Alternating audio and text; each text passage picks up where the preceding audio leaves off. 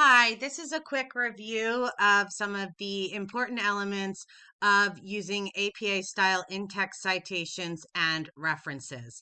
So in English 101 or 102, you're going to go to the common modules and select the APA module. In English 122, the APA module will stand alone, and I'm going to open up the reference guide. So in order to review in-text citations, I'm going to click on how do I cite sources in my writing. And basically, every source you're going to use in a paper has to be cited in two ways, with an in-text citation and with a reference entry. And in fact, your in-text citations and reference entries must match. So the general format of in-text citation is going to be the author's last name and the year. However, if you are using a direct quote from a source, in addition to the author's last name and the year, you also must include the page or paragraph number. For most sources, it's going to be a paragraph number. It's only a page number if it's a book or a printed source that you like one that's actually like in print, like the actual physical newspaper or physical magazine. If you're looking at anything online, you're just going to count paragraphs. When you incorporate direct quotes, don't forget you also have to include some sort of setup that includes the context of the direct quote. Then you put the quotation marks, the exact text, and then you end with the citation, and the period always goes at the end of the citation. In the setup to a direct quote, you can incorporate parts of your APA in-text citation. So in the second example here, we see the author's last name and the year, then the rest of the context, the direct quote, and just the paragraph number at the end. Perfectly appropriate to do either way. Just keep in mind, you cannot begin a sentence with quotation marks. You have to have some sort of setup. When the full citation is at the end of the sentence, everything goes in parentheses. When you choose to do a setup with part of the citation information before the quote, only the year goes in parentheses. Now, if you paraphrase, and in fact, most of what you incorporate in your papers will be paraphrased material, you have to include the author's last name and the year. Some instructors ask for the page and paragraph number as well. However, strict APA format says that does not have to be there for paraphrasing, only for direct quotes. So again, the period always goes after the citation. When you have a citation at the end of the sentence, both elements go in parentheses. Whereas if you choose to do a narrative citation in the flow of the sentence, only the year goes in parentheses. And again, the period at the end. Now, some sources may not have all the required elements, so it's important that you know what to do in that case. So here you can see an example of how some citations are used. So what if my source is not dated? Well, citations require a year. So if there is no date, then you have to include the abbreviation ND because that abbreviation will also be on the reference entry itself. If there is no author, double check. Many sources, whether they're a company or an organization, may not have a named author, but then you would use the organizational author in the author position of the reference entry. Hence, that would be in the author position in the citation as well. If there really is no author, you use the first 2 or 3 words of the title. And if there's more than one author, if there's 2, you simply use both last names with the ampersand. If there are 3 or more, list the first named author, then use the abbreviation ET space AL period comma and then the year. So that would be if there are 3 or more authors. So now that we've gone over the basics of in-text citations, let's take a look at reference entries, because in order to have a paper in APA style, you have to have citations that match your references page. And at the top of this page, you'll see some Google Slides that show you some examples of real sources that our students would use and where to find all the required information. Because reference entries are going to use the title, the author, the title, the date, and the source material, which is going to be broken down into a couple different elements. So this slideshow is extremely important because it shows you where you can find all of that required information. This slideshow also talks about citation generators. Many of our databases like SIRS or Masterfile, which is found in EBSCOhost, have citation generators. However, they're not always accurate. And it's your job to make sure your references are accurate. Likewise, if you use a citation generator you find on the internet, they may create a reference entry, but if you input the information incorrectly, the reference that pops out is also going to be incorrect. So you have to know what's required. So if you're using SIRS, this gives you a little screenshot of where you would find the required source information in SIRS. If you're using a database in EBSCOhost, they often have pages that look like this. Again, here is all the identified source information. Many magazine articles have volumes, issues, pages. Journal articles often have that as well. If there's a DOI, you would see it listed there. Here's a common example that I see in English 122 and English 102 when we're looking at healthcare sources, where you have this whole line of information at the top and you're not quite sure what to do with it. So we've labeled some of those pieces for you so you can see where to find it. Here's another example that I often see in English 102 and English 122.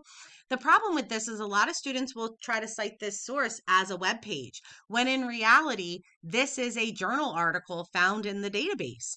And so because it's a journal article, I have to include certain pieces of information, whereas a traditional news article on a web page like the New York Times is going to look a lot different. So these slides are going to help you look at different types of sources, and you'll see that they're labeled with some of the idiosyncrasies that they might have. So that way you can see why they're set up the way they're set up. So the basic elements are author, date, title, and source. And this is all going to be different depending on where you find the source and what type of source it is. And so if I scroll down, I'll come back to these elements, but if I scroll down, I will see the links to the APA about how to do reference entries for different types of sources.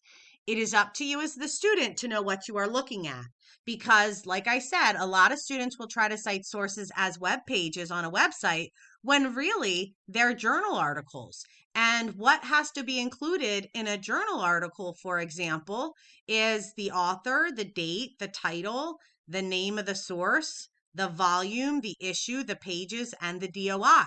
So there are a lot of elements for a journal article. Whereas if I'm just looking at a news website that only exists online, like HuffPost or BET or CNN, meaning they're not also published on paper, you will see that there's significantly less source information. Likewise, if I have an organizational author, there is no named author, but the organization functions as the author. So it is up to you to know what type of source you have so that you are following the appropriate format.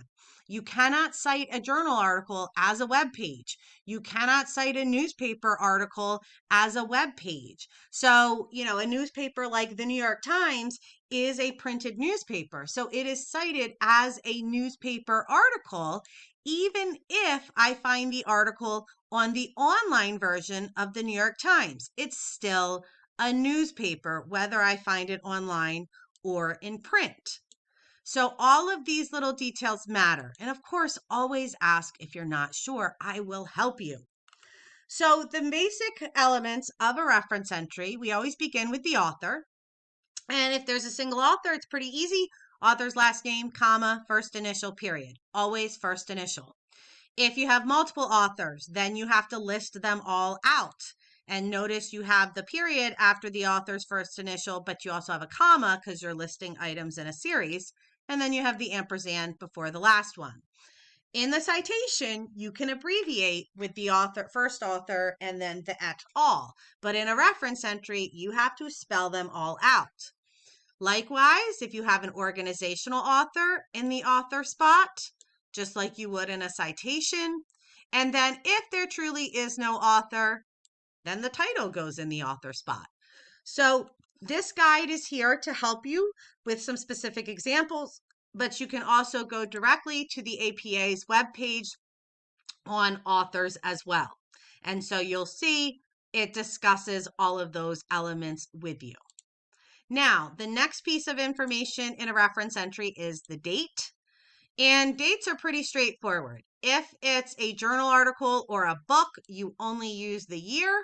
So again, you have to know what type of source you're looking at. A journal article has to use the year. Whereas a traditional newspaper, magazine, web page, you're going to use as much of the date as you have, but look at the format. It's the year, comma, month, and then day. Or if you only have the month, or if you only have a season, sometimes it'll say spring/summer. So again, you have to know what kind of source you have in order to know how to format the date. Just like with citations, if there really is no date, then you would use the abbreviation ND. Okay. Copyrights do not count as dates. Those are copyrights. So don't use a copyright as a date. Then we have titles. The biggest thing you need to know about titles is that titles are all written in sentence case, meaning you only capitalize the first word of a title, the first word of a subtitle, and any proper nouns. And then there's always a period at the end of the title case. Now, if the work stands alone, like a web page or a YouTube video, they stand alone by themselves, you put the title in italic font. If it's part of a greater whole, like a magazine article, a newspaper article, a journal article, so it's an article within a bigger publication, then the title goes in regular font. Again, following sentence case capitalization rules. So I capitalize proper nouns, but everything else is lowercase. Again, I capitalize the first word of a title, I capitalize the first word of a subtitle, everything else is lowercase, and there's a period afterwards. So titles are pretty straightforward. Sources are probably the most complicated part because, again, this is going to depend on what you have, what type of source you have.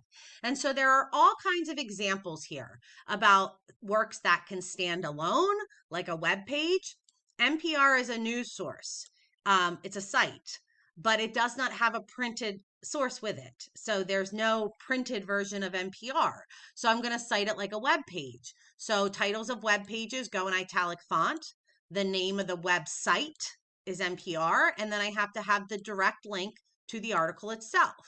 Whereas if I have an article that's part of a greater source, like a greater whole, like a magazine, newspaper article, or journal article, I may have all sorts of different information. If I don't have it, I don't include it.